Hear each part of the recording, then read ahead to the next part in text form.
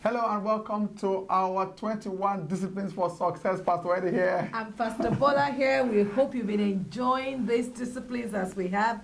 Eddie and I were saying that why we started this discipline was because we're going to share the things that we think have helped us along the way in our journey to success, or journey to where we are now. And we hope that you are enjoying them as we're sharing them with you as our friends. Yes, and thank you for being our friend. And listen very carefully. If you love what you hear here, see here, make sure you share it and be a blessing to others. So today we are looking at the discipline of great attitude. Yes, yes. You know, sometimes I was having a chat with someone a few years ago, and I asked this individual, why did you behave like that? And the person said, oh, I couldn't control myself. And so the fact of the matter is that we can't control our attitude. We can't control ourselves. So for example, if you know that even if you're having a row at home with your kids or with your spouse, and you get a phone call to say that maybe your boss or the prime minister or somebody that you look up to, Or your pastor is just about to come into your house. I tell you what you will do. You will quickly adjust your attitude so as to receive that guest. So that tells me that you can't control your attitude. Yes. All right. So today I want to share a few tips with you that can help you on that journey. So number one, make sure you start your day right. Make sure you start your day right. I want to also encourage you to have a morning ritual or routine, as it were. Maybe it's prayer, maybe it's just singing, worshiping time, or maybe it's just reading your Bible. You know, whatever it is, always start your day right. So the way you start your day determines how you react to everything that comes at you on that particular day. Very true. In addition to starting your day right in the place of prayer and study of the word or meditation, I would also suggest smiling. Yes, smiling. You say, PB, what is there to smile about? There is so much to smile about. And one of the things I've discovered about smile is this. When you smile to someone, smile always breeds smile. They feel like they need to reciprocate by smiling back. And the more the people smile back, the better the atmosphere, the better the attitude, the better the life of everybody around them. In actual fact, when you smile, you release a particular type of hormone that makes you happy. So it makes you happy, makes everybody around you happy. So why not? So smile a little bit more. Don't say, well, I don't really care. Yes, do care enough to smile, because it will help to increase your own attitude and then your step towards success. You know, talking about smile, no one can tell if you're faking it. You know, if you just smile, say, wow, it's smile. All they see is show your teeth. Even if you don't mean it, show your teeth. So like Eddie usually say, fake it till you feel it. Yeah, fake it until you feel it. So always carry an atmosphere of happiness along with you. I always like to be remembered as the fun guy. I always like to be remembered as the guy who brings joy and happiness to an environment. So always make sure you carry an air of happiness around you all the time. I know it sounds impossible, but I'm telling you it is possible, it is doable. All right, so carry that air of happiness around you all the time. Yes, also be positive.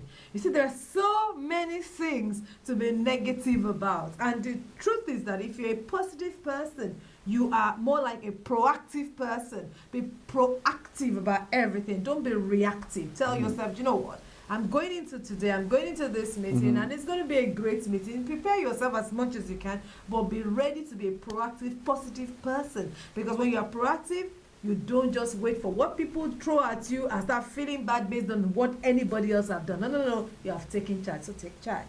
Yeah, being proactive puts you in control, really. Yes. You know, so it means that being proactive means that, you know what, these are the things I'm going to do today, all right? And this is how I plan to do them. Yes. And so what that does is that, you know, it just so kind of insulates you against all the things that will be thrown at you on that particular day. Yes. And also always remember that, you know, it could be worse.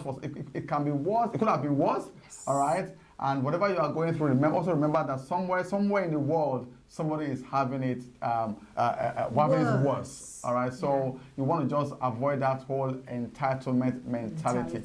So sometimes we set the bar so high at times about the things we want to become or achieve, and once we realize psychologically that we cannot meet them, right? We know this nasty attitude kicks in, and so remember that someone somewhere in the world, right, is having it worse than you. Very true.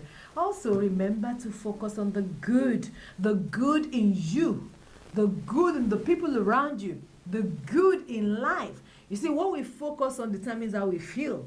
If you start focusing on the negatives, you will never feel good about anything. And actually, if I was reading somewhere and it says that there are people that say they want to change something and they focus on the negatives of that thing. You can't say, I'm going to change the world is bad, it's so bad, it's so bad. You will never see, and nobody will follow you to go and change the world because you're constantly negative about things. So see the good in yourself.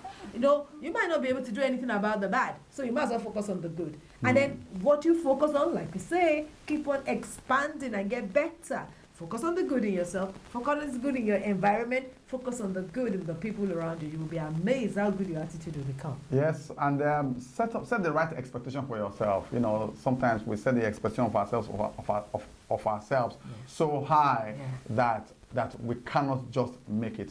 You know, so I always say, promise little, over deliver. The advantage of that is that it gives you encouragement. It keeps you excited. You know, I always call it go for the low hanging fruits. You know, so because once you get used to little success here and there, it helps you keep your attitude in check. Yes, yeah. I would lastly say, it doesn't cost anything, honestly, to have a great attitude. It starts from a decision and supplemented by different actions along the way. But it doesn't cost you money to have a good attitude. But the reward is just enormous. Can you imagine if you find yourself in a you're leaving an organization or a team or a project, and everybody's celebrating you, and there's no shortage of good words to say about you because of the great attitude you bring to the team. People don't necessarily remember people with great skills, but they remember people that have great attitude around them. So you work on your attitude, work on it every single day, so that when people want to talk about you, they just won't stop saying all the positive. Not because they're flattering you, but because you really are that. The last thing you want is that you put in your resignation letter where it says, "Oh wow, good riddance, good riddance to bad rubbish." You don't want that. No, absolutely. So change your thoughts, change your thinking pattern. The way you think affects you psychologically, affects you emotionally, affects your body. So try to change your thought. I remember I went to see my dentist not too long ago, and you know, she was trying to inject my gum, and I was nervous, I was tensed up, you know. And then she said, "Eddie," and she said, where did you go on your last holiday? You know, so I told her, so I explained to her I told her where I went. She said, okay, so what did you do there? So I told her that, and then she just tried to put me in a very nice calm mindset before she went and did the damage she did to my tooth. Before she went ahead to do the damage she did to my tooth. But so always your thoughts always control your reaction. You may not be able to control what happens to you, what comes at you, but you can always control your reaction. You can always manage your perspective, because at the end of the day, it's your mind, it's your body, it's your soul. Yes. All right. Yes. So, and it's your attitude. Yeah, it's your attitude. And you know what is what you will always be remembered for. You know? Yeah. It's what you will always be remembered for. You know, I'm going to tell you this story. I'm going to tell this little story. I remember there was this holiday we once went on, and it was you know, the four of us were meant to go there. Well, we're there the first day or the second day. Eddie had to come back to England and come. You know, we took on a contract. He had to come back to England for that contract. And it was myself and the children only. And they said to me every single day, they were moaning, "Oh my goodness, it's the worst holiday in the world." They were in the poshest of places. They had all the poshest of things around them. Everything was great around them, but they found it so boring. Why?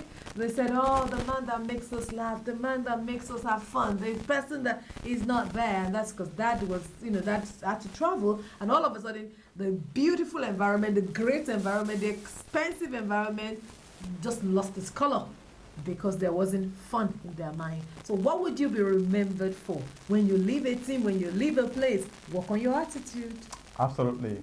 Well, so that should tell us that you should have more fun than Bola. Your personality is your personality. Just have a good attitude. I always say, I'm the fun guy. I am not even going to debate that, but I'm a great person to be around.